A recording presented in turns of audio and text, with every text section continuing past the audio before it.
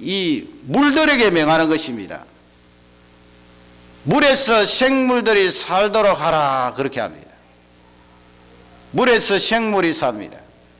그리고 공중에는 날아다니는 새들이 살도록 하라고 명령을 하십니다. 그리고 27절에 보면 큰 물고기와 살아있는 생물들을 이 바닷속에 종류대로 만드십니다. 그리고 공중에는, 궁창은 공중이에요.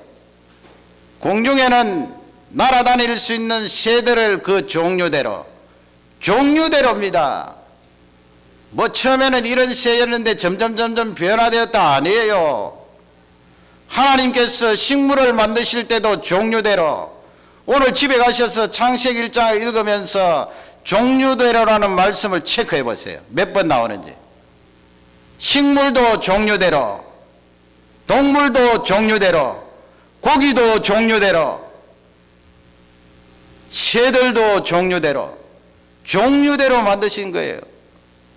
27절에 보면은 하나님께서 그 형상, 하나님의 형상대로 사람을 창조하시고, 그 다음에 무엇이 나옵니까? 남자와 여자를 창조하시고 그렇게 되어 있습니다.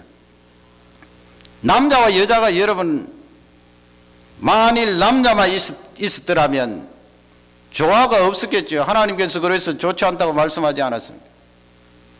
다른 창조물을 보시고 다 좋다고 말씀하셨는데 남자 혼자 덜렁 있는 것을 보고 좋지 않다고 말씀하셔서 여자를 만드신 거 아니에요.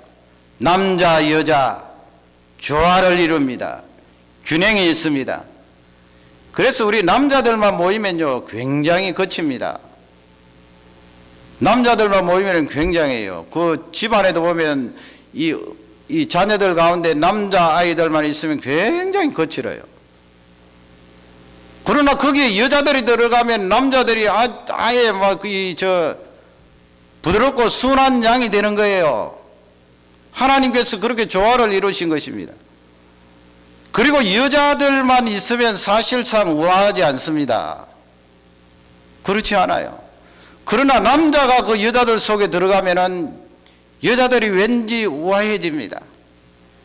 자기 체면을 차립니다.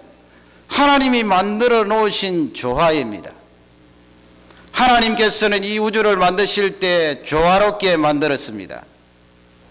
균형을 이루셨습니다. 그러므로 우리도 이 조화와 균형에 대해서 늘 생각을 해야 됩니다. 거기에 능력이 있습니다. 조화를 이루는 것이 능력입니다. 어떤 분은 기도를 열심히 합니다. 그러나 현실 감각은 없어요. 노력과 땀은 등한시합니다. 그러면 그런 분들은 기도는 하지만은 노력과 땀이 없기 때문에 노력과 땀을 열심히 하셔야 됩니다. 어떤 분은 하루 종일 이 손을 걷어붙이고 다리도 이 옷을 걷어붙이고 열심히 땀 흘리면서 합니다. 마치 기도가 없는 것처럼, 기도가 없어도 사는 것처럼 열심히 땀을 흘립니다. 내 힘으로 살 수 있어 말합니다. 그런 분들은 균형을 이루어야 됩니다. 그런 분들은 기도를 해야 됩니다. 기도의 비중을 더 늘려야 됩니다. 어떤 분은 하나님의 말씀을 읽지 않고 기도만 열심히 합니다. 하나님 말씀이 내게 무슨 필요가 있나?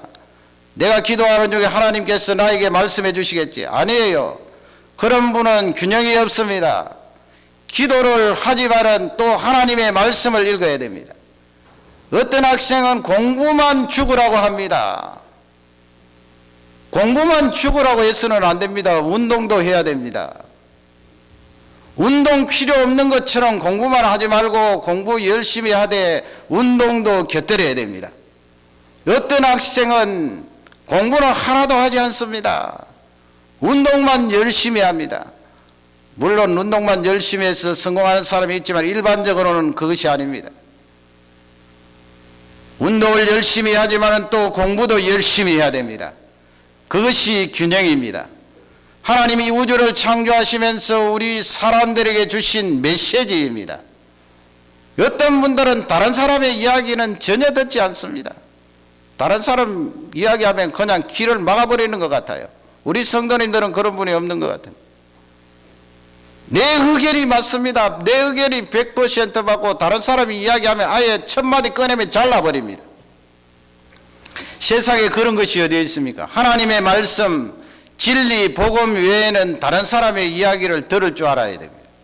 다른 사람이 말하면 그 말을 듣고 그 말을 적용하고 내가 잘못되었으면 고칠 줄 알아야 됩니다.